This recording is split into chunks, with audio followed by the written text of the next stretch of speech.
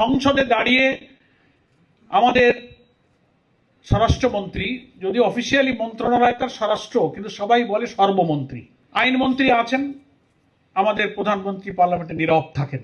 তো তিনিও বাইরে বলেন যে জুলাই সনদ যা আমরা 17ই অক্টোবর দক্ষিণ প্লাজায় স্বাক্ষর করেছি আমরা অক্ষরে অক্ষরে মানব। এ কথা বলেন না, ওনারা বলেন, প্রাইম মিনিস্টারও বলেন, আইনমন্ত্রীও বলেন, স্বরাষ্ট্রমন্ত্রীও বলেন। ওনারা জুলাই সনদ মানার কথা বলেন, তার মধ্যে রহস্য হলো ওই 12-14টা চেঞ্জ, ভিন্ন মত, কিন্তু গণভোট মানতে চান না, কারণ ওখানে কোনো ভিন্ন মত নাই, যেহেতু ওটা 70% লোক হাতে ভোট দিয়ে ফেলেছে। ওখানে কালার এক্সপার্ট ডার্ক স্যাপ এবং মাইল্ড অন হ্যান্ডস টেকনোলজি সমৃদ্ধ অরিক্স অ্যাডভান্স ডিটারজেন্ট পাউডার আপনার লন্ড্রি এক্সপার্ট। ট্রানজিশন পিরিয়ডে একটা গণ অভ্যুত্থান জনিত কোনো আপৎকালীন সময় যখন পার্লামেন্ট থাকে না, সরকার থাকে না, একটা ট্রানজিশন পিরিয়ডে একটা অথরিটি তৈরি হয় জনগণের অভ্যুত্থানের মধ্য দিয়ে। তার ভিত্তিতে রাষ্ট্রপতি যে অর্ডারটা দিয়েছেন, যেটা প্রেসিডেন্সিয়াল একটা অর্ডার, অর্ডিন্যান্স না, আদেশের মর্যাদা। এখানে আমাদের আজকে প্রবন্ধকার পরিষ্কার বলেছেন যে সংবিধানের আপনার মোস্ট প্রবাবলি 155 আর্টিকেলে বোধ হয় 105, যেখানে বলা হয়েছে যে অর্ডারটাও আইন। 152 আর্টিকেল 152-তে বলা হচ্ছে যে প্রেসিডেন্সিয়াল অর্ডারটা যেটা এসছে 13 নভেম্বর, এটা একটা আইন। এইগুলো কি আমাদের সর্বমন্ত্রী বোঝেন না? আর উনি কি করে বলেন যে আমরা গণভোট মানি না, এটা সংবিধানে নাই, জুলাই জাতীয় সনদের যে আপনার যে প্রেসিডেন্সিয়াল অর্ডার, এটা দেওয়ার রাষ্ট্রপতির কোনো এখতিয়ার নাই, শপথের কোনো বিধান নাই। হ্যাঁ, তো যখন লোকেরা কাউন্টার কথা বলে, তো আপনারা যে নির্বাচনটা করেছেন সেটা তো একই আদেশের ভিত্তিতে নির্বাচন। আমাদের বিরোধী দলীয় নেতা ডক্টর শফিকুর রহমান উদাহরণ দিয়ে বলেন যে একই তরকারি খাবেন, ঝোলটা খাবেন না গোস্তটা খাবেন। এই আদেশের ভিত্তিতেই যে নির্বাচন, সেই নির্বাচনে সালাউদ্দিন সাহেব কিন্তু এখন মন্ত্রী হয়েছে। তাহলে এই আদেশ যদি অবৈধ হয়, তাহলে আপনার মন্ত্রিত্ব অবৈধ।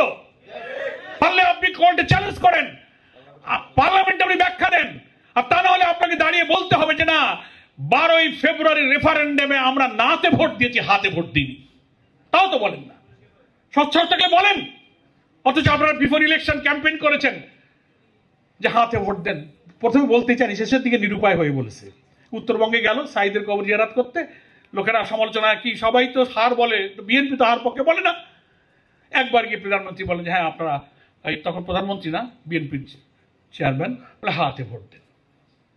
তাহলে হাতে ভোট দিলে তো উইদাউট নোট অফ ডিসেন্ট ওই ব্যালটে 84 সংস্কার আপনি মেনে নিয়েছেন। দুইটা কনফিউশন ওনারা তৈরি করছেন, একটা হচ্ছে সংশোধন আর একটা সংস্কার, আর একটা গণভোট আর একটা জাতীয় সনদ।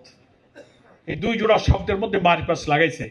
বিএনপি সংবিধান সংস্কার পরিষদের শপথ নিল না, অধিবেশন ডাকলো না, ফলাফল ঘোষণা 30 দিনের মধ্যে অধিবেশন ডাকার কথা সংস্কার পরিষদের, ডাকেননি। তাহলে এর লিগ্যাল পজিশনটা কি দাঁড়ালো? আপনি শপথ নিলেন না, কি দাঁড়ালো? আপনি আইন লঙ্ঘন করেছেন, একটা আদেশকে আপনি লঙ্ঘন করেছেন। আইনজীবীদের করণীয় হলো তার লিগ্যাল পজিশনটা ব্যাখ্যা দেওয়া।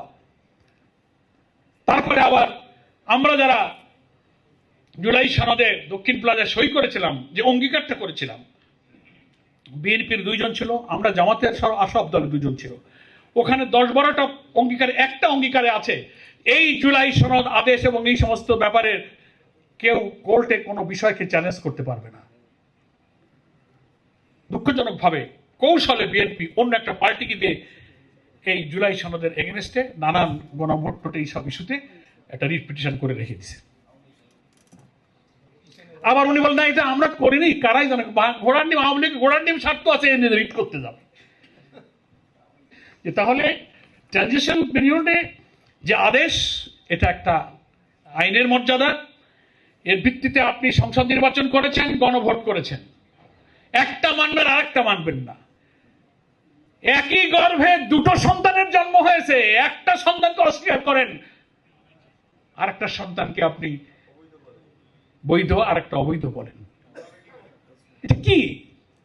ওনারা বলে বিরোধী দল মুনাফিকি করতেছে, জামাত মুনাফিকি। তা কথা দিয়ে কথা না রাখা, অঙ্গীকার করে ভঙ্গ করে, এটা কি আপনি ইমানদারি বলবেন? আমরা মুনাফিকি কঠিন শব্দটা কইলাম না, এটা কি ইমানদারি?